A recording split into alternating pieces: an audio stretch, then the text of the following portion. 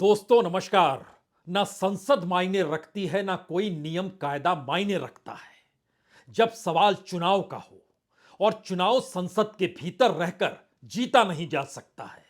आपको देखना है तो देख लीजिए संसदीय किताब क्या कहते हैं, प्रोटोकॉल क्या कहता है। लेकिन सवाल तो चुनाव जीतने का है। तो मोदी सरकार चुनाव जीतने की दिशा में निकल चुकी है। उसे कोई मतलब नहीं कि संसद के भीतर क्या हो रहा है, क्या होने वाला है। उसे इस बात का इंतजार है कि 2024 के लोकसभा चुनाव में उसे हर हाल में जीत 350 से 400 सीटों पर चाहिए। और प्रधानमंत्री संसद को छोड़कर अब बनारस की गलियों में घूम रहे हैं। अपनी राजनीतिक बिसात वो बाखूबी बिछा रहे हैं। और इधर संसद के भीतर हंगामा मचा हुआ है। कोई कह रहा है यह सरकार तानाशाह है, कोई कह रहा है जनता ने वोट इसलिए नहीं दिया कि आप संसद की सुरक्षा को भी ताक पर रखते। लेकिन इन सब सवालों का क्या मायने है, खास तौर से तब जब समूचा देश 2024 के लोकसभा चुनाव को लेकर अभी से मान चुका है कि अगर इस बार नहीं तो कभी नहीं। और इस बार नहीं की परिस्थिति पहली बार इंडिया अलायंस के भीतर भी आकर घुमड़ने लगी है। इंडिया अलायंस के भीतर इस बात का शोर मचने लगा है कि अगर इस बार नहीं तो फिर कभी नहीं।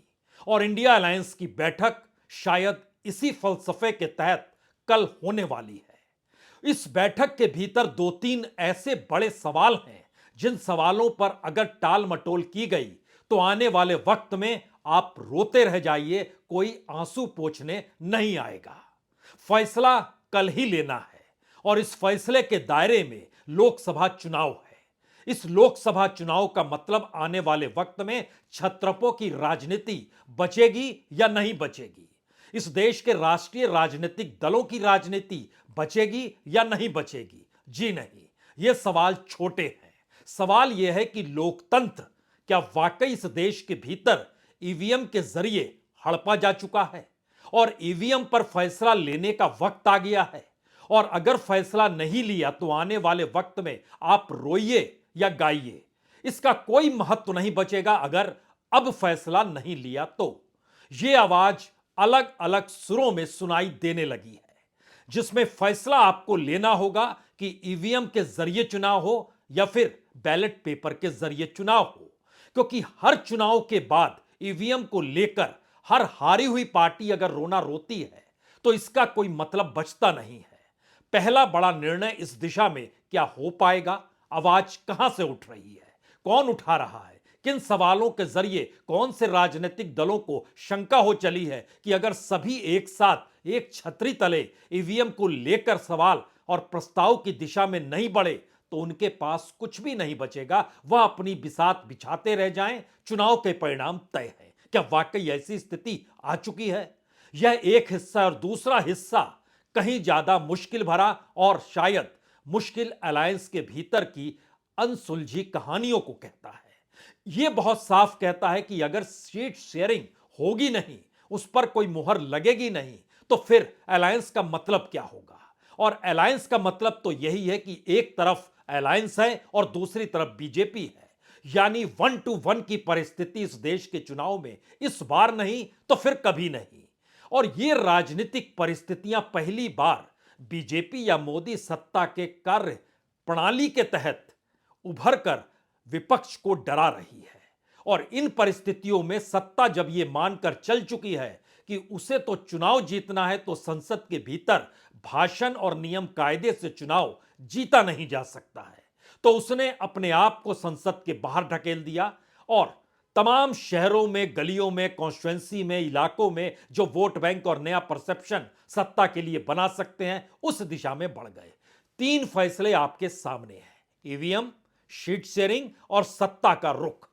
आइए एक एक करके इन परिस्थितियों को खोलना शुरू करते हैं कि कल की बैठक कितनी क्रूशियल है, कितनी महत्वपूर्ण है।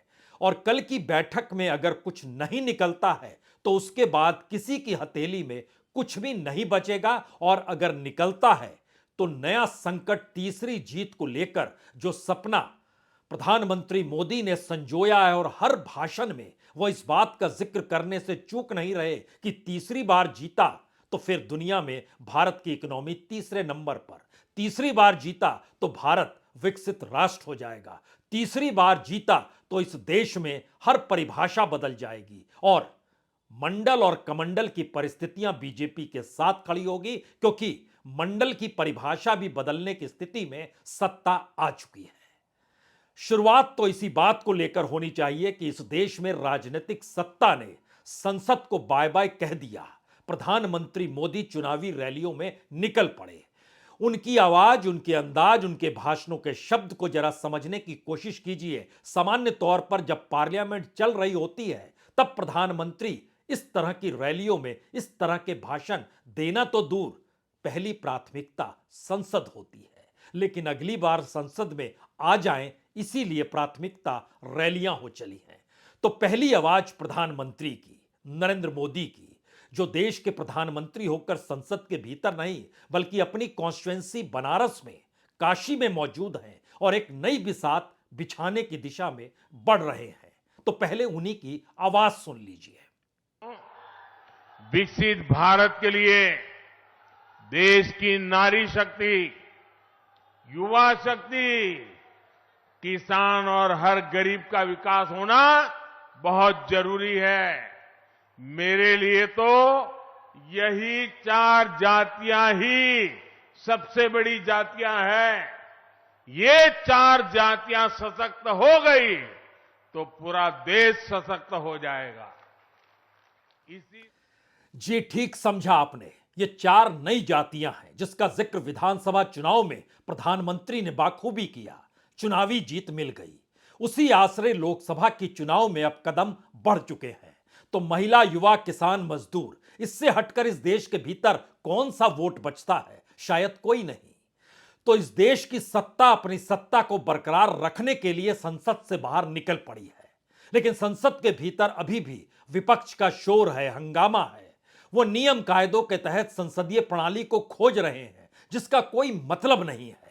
और यह कोई मतलब नहीं है शायद इसीलिए एक दो नहीं, 10-20 नहीं, 90 सांसद अगर निलंबित एक दिन के भीतर हो जाएं लोकसभा और राज्यसभा के साथ, तो मैसेज बहुत साफ है कि तमाम मुद्दों से हटकर इस देश में अब लोकतंत्र ही मुद्दा बन जाए। और लोकतंत्र जब मुद्दा बनता है तो जनता वोट देती नहीं है। यह बीते चुनाव में बाखूबी नजर आ चुका है। और वोट नहीं देती है, इसको बताने में कोई शर्म भी करनी नहीं चाहिए, क्योंकि जिस बिसात पर सत्ता चल रही है उसमें वह अपने अनुकूल राजनीतिक परिभाषाओं को गढ़ती है। और अब इंडिया के भीतर से यह आवाज है कि हमें शक होता है जिस अंदाज में इस दौर में मोदी राजनीति कर रहे हैं, उस राजनीति के दायरे में उनका कोई कद्दावर नेता कोई मायने अगर नहीं रखता है, तो इसका मतलब बहुत साफ है कि परिणाम उनके हाथ में पहले से है। यह दबी जुबान सिर्फ छत्रपों के जरिए नहीं बल्कि कांग्रेस के भीतर कुछ नेता भी उठा रहे हैं कि क्या वाकई ऐसा संभव है कि राज्यों की राजनीति में भी प्रधानमंत्री अपनी ताकत और अपने चेहरे और अपने गवर्नेंस का जिक्र करते हुए चुनाव जीतते चले जाएं, जो बीते राज्यों के चुनाव में हो गया है। कहीं ऐसा तो नहीं है कि ईवीएम का खेल हो रहा था और ईवीएम के खेल के जरिए वह मान चुके थे कि चुनाव जीतना है, तो उसी अनुसार राज्यों की राजनीति को उन्होंने पलट डाला। बीजेपी के भीतर जो कद्दावर नेता थे उन्हें हाशिए पर ढकेल डाला और सभी मजबूती परिस्थिति खुद प्रधानमंत्री के इर्द गिर्द आकर खड़ी हो गई। तो बीजेपी को लेकर या बीजेपी के भीतर इस पर कोई हड़कंप नहीं मचेगा। हड़कंप तो इंडिया के भीतर मचना चाहिए। तो क्यों नहीं एक प्रस्ताव पास किया जाए और बताया जाए चुनाव आयोग को, इस देश में सुप्रीम कोर्ट को, कि अगर हमें शक है तो हम उस चुनाव में कैसे जा सकते हैं जिस चुनाव का परिणाम हमें लगने लगा है कि पहले से तय है। तो क्या इंडिया अलायंस की बैठक में कल यह प्रस्ताव सामने आएगा? कोई आवाज उठेगी? आवाज तो उठेगी। प्रस्ताव सामने आता है या नहीं आता है, क्योंकि जिस मुहाने पर भारत की राजनीति आकर खड़ी हो चली है उसमें अगर कोई निर्णय ठोस तौर पे अगर विपक्ष नहीं लेगा तो सत्ता की मनमानी या सत्ता की चाहत या सत्ता के तौर तरीके, राजनीति करने की उसकी अपनी चौसर, सब कुछ उसी का होगा। उसी के पासे होंगे, उसी के मोहरे होंगे और वह चुनाव जीत जाएगा। तो ऐसे में क्या मायने रखता है कि आप अलायंस और उसके साथ सीट शेयरिंग की दिशा में बढ़े भी? लेकिन इस पर फैसला लेना ही होगा, क्योंकि आने वाले वक्त में रोने से अच्छा है अभी आप प्रस्ताव पास कर दीजिए। तो कल इंडिया की बैठक में सबसे महत्वपूर्ण सवाल ईवीएम को लेकर भी उठना है। और यह सवाल इसलिए महत्वपूर्ण हो चला है क्योंकि चुनावी जीत के साथ साथ तमाम राज्यों में एक एक करके जब अपने ही नेताओं को इस दौर में मोदी सत्ता बख्शने को तैयार नहीं, चाहे वो राजस्थान में वसुंधरा हो या फिर बड़ी ताकत के साथ 18 बरस तमाम रिकॉर्ड तोड़ने वाले शिवराज सिंह चौहान हो, हाशिए पर ढकेल दिए गए। पहली बार कोई विधायक बनता है उसे मुख्यमंत्री बना दिया गया। यह मैसेज एक घबराहट पैदा इंडिया अलायंस के भीतर कर रहा है। उसे पता है कि हेमंत सोरेन को 6 बार ईडी के नोटिस आ चुके हैं। उसे पता है कि ममता बनर्जी के भतीजे को नोटिस दर नोटिस आ रहे हैं और कई मामलों में, चाहे वो माइनिंग का मामला हो या शिक्षक भर्ती मामला हो, उनके दरवाजे पर नोट चस्पा है ईडी का। आपको कभी भी बुलाया जा सकता है, कभी भी अंदर डाला जा सकता है। यह परिस्थिति तेजस्वी यादव के साथ भी है। जब बालिग नहीं थे तब भी वो करप्ट थे, इस बात का जिक्र ईडी कर रही है और कैसे नौकरी और जमीन का तालमेल बैठाया गया। ये परिस्थितियां कहीं ना कहीं महाराष्ट्र की राजनीति के भीतर इस बात को इंगित कर रही है कि क्यों शिवसेना को लेकर फैसला नहीं आ रहा है, क्यों एनसीपी को लेकर फैसला नहीं आ रहा है। और राजनीति वक्त के साथ साथ धीरे धीरे लोकसभा चुनाव की दिशा में बढ़ती चली जा रही है। तो इस पर मुहर लगेगी या नहीं लगेगी, बड़ा फैसला लिया जाएगा या नहीं लिया जाएगा। और जैसे इस दिशा में आगे बढ़ते हैं, अगला हिस्सा सीट शेयरिंग का आता है। किसी भी हालत में तमाम अंतर्विरोधों के बावजूद तमाम राज्यों में जो सीटें हैं, अगर उसको आप एनालिसिस करना शुरू कीजिएगा तो इस देश के भीतर में 334 सीट ऐसी है जिसमें से बहुमत का जादुई आंकड़ा बीजेपी के साथ चला जाता है। और उसमें इंडिया अलायंस यानी जो खास तौर से 8 राज्यों के 9 नेता हैं, इन 9 नेताओं में अखिलेश यादव हैं, ममता बनर्जी है, नीतीश कुमार तेजस्वी यादव है, उद्धव ठाकरे शरद पवार है, स्टालिन है, हेमंत सोरेन है, केजरीवाल है। इनके दायरे में आने वाले जो सीटें हैं उनकी तादाद 282 है। 282 में से बीजेपी 140 यानी आधी सीटों पर जीत हासिल किए हुए है और उसे ही कम करना है इंडिया अलायंस को गठबंधन के आश्रय। तो क्या वहां समझौता होगा? क्योंकि इससे हटकर तकरीबन 140 सीट और भी है और 140 सीट से ज्यादा जो सीटें नजर आती हैं उसमें 152 सीट में से 140 सीट बीजेपी जीती हुई है। यानी कुल 334 सीटों में से 280 सीट इस वक्त बीजेपी के पास है, उन राज्यों में जहां कांग्रेस आमने सामने खड़ी है। लेकिन एक क्षण के लिए समझिए, इस पर हम आए उससे पहले सीट शेयरिंग का दायरा कितना बड़ा होना चाहिए। टीएमसी के नेता सुदीप बंदोपाध्याय ने कहा, ममता बनर्जी आज इसीलिए यहां पर पहुंची हैं कि अब वो विलंब करना नहीं चाहती है कि आप 1 2 3 4 करते चले जाइए, वक्त इसका बिल्कुल नहीं है। तय कीजिए कि 450 सीटों पर 1 to 1 अगर नहीं होगा तो मुश्किल होगी। यह दूसरी परिस्थिति है, लेकिन उनकी बात भी एक क्षण के लिए सुन लीजिए। ये 543 सीट्स का बीच में कम से कम हम लोगों को तो टारगेट होना चाहिए कि 450 सीट तक हम लोग 1:1 फाइट पर चले। और ममता बनर्जी बहुत आशा लेके इस बार आए हैं कि ये सीट शेयरिंग का प्रोसेस यही सबसे पहले होना जरूरत है। 1 2 3 4 5 6 7 8 ये गुणने से क्या होगा? तो meeting should be result oriented, meeting should be with very much with objectives.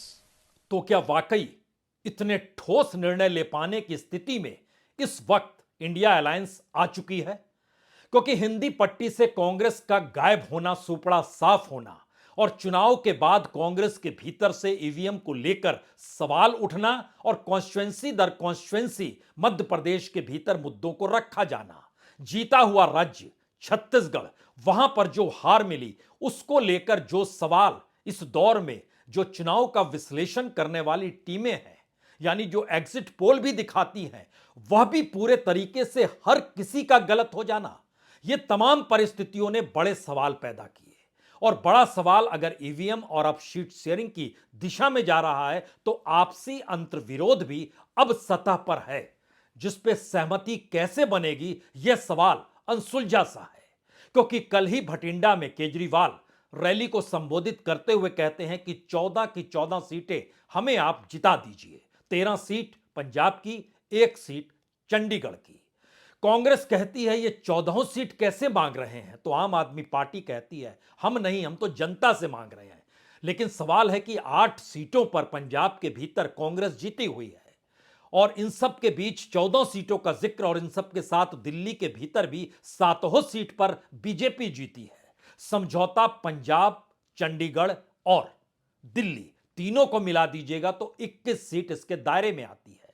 और बड़ा सवाल यह है कि अगर समझौता नहीं हो रहा है, टकराव हो रहा है, तो अगले टकराव की परिस्थिति कहीं दूसरी जगह नहीं, बंगाल की दिशा में जाती है। बंगाल में ममता बनर्जी कांग्रेस से निकल कर आई, लेकिन सवाल है वो लेफ्ट के खिलाफ निकल कर आई। तो क्या लेफ्ट, कांग्रेस और ममता तीनों एक साथ खड़े हो सकते हैं? और राजनीतिक तौर पर, वैचारिक तौर पर और आने वाले वक्त में सियासी तौर पर क्या ममता बनर्जी संभल संभल के चल रही है, या इस दौर में वो बहुत साफ तौर पर चाहती हैं कि किसी भी हालत में ऐसी मांग और ऐसे प्रस्ताव सामने रख दिए जाएं जिसके जरिए क्लियर हो जाए कि ममता की ही बंगाल में चलेगी, उससे हटकर किसी की नहीं चलेगी। यह मैसेज पर मुहर कैसे लगेगी? केजरीवाल भी चाहते हैं पहले ही इस पर मुहर लग जाए कि हम इतना चाहते हैं, इससे हटकर हम अपनी राजनीति को साधने की दिशा में लग जाएं। पंजाब के भीतर कांग्रेस क्यों समझौता करेगी आम आदमी पार्टी से?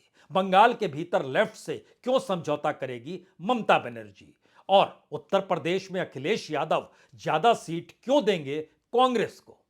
महाराष्ट्र और बिहार, ये गठबंधन अपने तौर पर मजबूत दिखाई दे सकता है। तो ऐसे में हमें लगता है कि जिन बातों का हम जिक्र 282 सीटों को लेकर कर रहे हैं, उसमें उत्तर प्रदेश, पश्चिम बंगाल, बिहार, महाराष्ट्र, तमिलनाडु, झारखंड, पंजाब और दिल्ली है। इन 282 सीटों में से 140 सीट बीजेपी ने जीती है। कांग्रेस के पास महज 22 सीट है, और अदर्स जो इस दौर में निकल कर आए हैं, इस बैठक में इंडिया अलायंस में कल बैठेंगे, उनके पास लगभग 78 सीटें हैं। मैसेज पहला क्या निकला? क्या इंडिया अलायंस के साथ इन 282 सीटों पर समझौते के बाद एक झटके में 272 के जादुई आंकड़े से नीचे बीजेपी आ सकती है? इसको लाने का प्रयास इस दौर में होना चाहिए, यह सवाल इंडिया अलायंस के भीतर अब छत्रप खुले तौर पर कहने लगे हैं, खास तौर से वो छत्रप जो एक वक्त बीजेपी के साथ भी रहे हैं। यानी 272 के जादुई आंकड़े के नीचे जैसे ही मोदी सत्ता आती है, वैसे ही उन छत्रपों की चांदी हो जाएगी जो छत्रप ये सोचते रहे कि दरअसल बीजेपी तो चलेगी लेकिन मोदी नहीं चलेगा।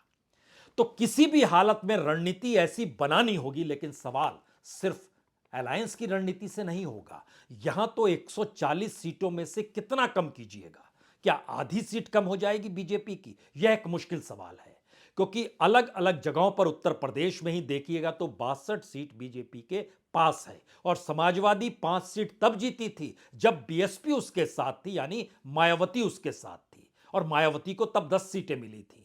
क्या यह स्थिति इस दौर में बन सकती है? यह सवाल। पश्चिम बंगाल के भीतर 18 सीट बीजेपी जीतती है, 22 सीट यहां पर ममता बनर्जी जीतती है, यानी तृणमूल कांग्रेस जीतती है। कांग्रेस सिर्फ 2 सीट जीत पाती है। फिर यहां पर मैसेज है, क्या वाकई ऐसी परिस्थिति बन सकती है कि तीनों एक साथ आ जाएं और बीजेपी के लिए मुश्किल हो जाए?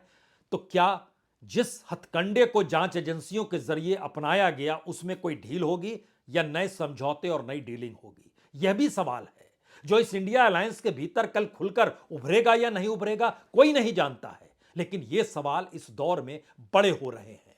बिहार के भीतर जो 16 सीट नीतीश कुमार के पास है, वह 16 सीट बीजेपी के साथ खड़े होकर जीती थी, यानी बीजेपी का वोट शिफ्ट हुआ था, नीतीश कुमार का वोट बीजेपी में शिफ्ट हुआ था। अब नई परिस्थिति है, आरजेडी एक भी सीट जीत नहीं पाई थी। कांग्रेस एक सीट जरूर जीत गई थी, लेकिन आरजेडी नहीं जीत पाई थी। इन परिस्थिति के भीतर क्या वाकई सीट शेयरिंग पहली बार पहले उचित तरीके से कल की बैठक में मुहर लगनी चाहिए, जिसका जिक्र सुदीप बंदोपाध्याय ममता बनर्जी के जरिए करना चाह रहे थे। और यह स्थिति झारखंड के भीतर पंजाब और दिल्ली महत्वपूर्ण इसलिए भी है क्योंकि यहां पर कांग्रेस की राजनीतिक जमीन पुख्ता रही है और एक झटके में आम आदमी पार्टी की एंट्री ने वोट बैंक उसका पूरा अपने पक्ष में ले लिया। और अगला सवाल है, अगर दोनों साथ आ जाएंगे तो बीजेपी आगे बढ़ जाएगी। खासतौर से पंजाब में अकालीज आज की तारीख में उसके साथ है नहीं। पिछले दिनों आरएसएस के मुखिया वहां जाकर बैठ गए थे, वह बिसात बिछा रहे थे। लेकिन सवाल यहां पर सबसे बड़ा यह है कि अगर ईवीएम एक बड़े मुद्दे के तौर पर है जो कांग्रेस के भीतर की भी आवाज कह रही है और बड़े बड़े नेताओं के जरिए भी निकल रहे हैं, इन बातों का जिक्र हो रहा है, तो जरा समझना होगा कि इस देश के 9 राज्य, बड़े राज्य ऐसे खुले तौर पर हैं जहां पर सामने बीजेपी है और इधर कांग्रेस है। मध्य प्रदेश, कर्नाटक, गुजरात, राजस्थान, असम, छत्तीसगढ़, हरियाणा, उत्तराखंड, हिमाचल प्रदेश, इन 9 राज्यों में कांग्रेस और बीजेपी टकराती है। अलायंस का कोई भी पार्टी वहां मौजूद नहीं है, छिटपुट उनकी मौजूदगी रहती है, लेकिन 1% वोट भी वह ले नहीं जा पाते हैं। आमने सामने दोनों खड़े हैं और यह तकरीबन 152 सीट है इन 9 राज्यों में। इन 152 में से सिर्फ 7 कांग्रेस जीत पाई, एक मध्य प्रदेश में, एक कर्नाटक में, 3 असम में, 2 छत्तीसगढ़ में। मध्य प्रदेश में 0, अगर आप ध्यान दीजिए, मध्य प्रदेश में 1, कर्नाटक में 1। अब इन परिस्थिति में गुजरात में 0, राजस्थान में 0, हरियाणा में 0, उत्तराखंड में 0, हिमाचल में 0। अपने आप को कांग्रेस खड़ा कैसे करे अगर वह ईवीएम का रोना रोती है तो? और अगर यह रोना नहीं रोना है तो किसी प्रस्ताव की दिशा में बढ़ना होगा। क्या इंडिया के भीतर और इंडिया अलायंस के भीतर यह सवाल बड़ा है, क्योंकि 152 सीट जहां पर टकरा रही है कांग्रेस और बीजेपी, उसमें से 140 सीटें तो बीजेपी जीत गई। और अलायंस के साथ जिन 8 राज्यों का जिक्र हो रहा है, उन 8 राज्यों में भी 140 सीट बीजेपी के पास है। दोनों को मिला दीजिएगा तो यह 334 सीट बनती है। 334 में से 280 सीट बीजेपी के पास है। इसके अलावा उसे क्या चाहिए? इसीलिए इस अलायंस की जरूरत है कि इन क्षेत्र में 140 में से बीजेपी की कम से कम 40 सीट कम की जाए। और दूसरी तरफ कांग्रेस अपने आप को अगर मजबूत करती है और अगर वहां पर भी वह 40 सीटें कम कर देती है तो एक झटके में 200 सवा 200 के बीच बीजेपी झूलती हुई दिखाई देगी। क्या इस स्थिति में इंडिया अलायंस तैयार है? और इंडिया अलायंस एक ठोस मजबूत सीट शेयरिंग के साथ खड़े होने को तैयार है? क्या वाकई इस दौर में कांग्रेस ईवीएम के भूत से बाहर निकल जाएगी, या ईवीएम एक ऐसा सवाल है जिसके जरिए पूरे के पूरे इंडिया को एक साथ मुहर लगानी होगी? हम चुनाव तभी लड़ेंगे जब हमें भरोसा हो जाएगा कि यह चुनाव पारदर्शी है। और वीवीपैट की स्थिति भी जब नाजुक हो गई विधानसभा चुनाव में, तो लोकसभा चुनाव तो एक झटके में बीजेपी हड़प कर ले जाएगी। और उससे पहले यह सारी चीजें दिखलाने की है कि कौन सी नई जाति राजनीतिक तौर पर बीजेपी ने खड़ी कर दी। यह सारी चीजें दिखाने की स्थिति है कि संसद के भीतर जो कुछ हुआ हम जवाब उस पर नहीं देंगे। हम अपनी योजनाओं के तहत राजनीतिक बिसात बिछाने अलग अलग जगह पर जाएंगे। और दक्षिण का काशी भी रामेश्वरम के जरिए खोज लिया गया और काशी में मौजूद होकर दिल्ली काशी जो समागम किया गया काशी और काशी का, यानी काशी और दक्षिण का जो समागम किया गया, उसका मैसेज बहुत साफ है कि प्रधानमंत्री मोदी इस बार दक्षिण में कदम रखने को तैयार है। यह कदम बीजेपी के जरिए नहीं, खुद के जरिए रखने को तैयार है। वह उस कॉन्स्टिट्यूएंसी की दिशा में बढ़ना चाहते हैं जहां एक तरफ कहा जाए कि काशी, वो तो उसके सांसद हैं ही, दक्षिण की काशी रामेश्वरम, उसके भी वो सांसद हो जाएं। ऐसी बिसात बिछाने की दिशा में अपने तौर पर अगर बीजेपी बढ़ रही है, खुद प्रधानमंत्री मोदी बढ़ रहे हैं, तो मतलब बहुत साफ है। इस देश की सरकार, इस देश की सत्ता, इस देश के प्रधानमंत्री, इस देश के गृहमंत्री चुनाव में जा चुके हैं। और यहां संसद के भीतर हंगामा हो, शोर हो, निलंबन हो, कोई मायने नहीं रखता है। नियम कायदों से पार अगर वो जा चुके हैं, तब आखिरी सवाल इंडिया अलायंस के सामने यही है, वो बड़ा फैसला ईवीएम को लेकर लेती है या नहीं लेती है, या अपने रुदन को 2024 के मई के बाद भी जारी रखती है। इस सवाल पर कल मुहर लगेगी या नहीं लगेगी, इसका भी इंतजार हम और आप दोनों करते हैं। बहुत बहुत शुक्रिया, बहुत बहुत शुक्रिया।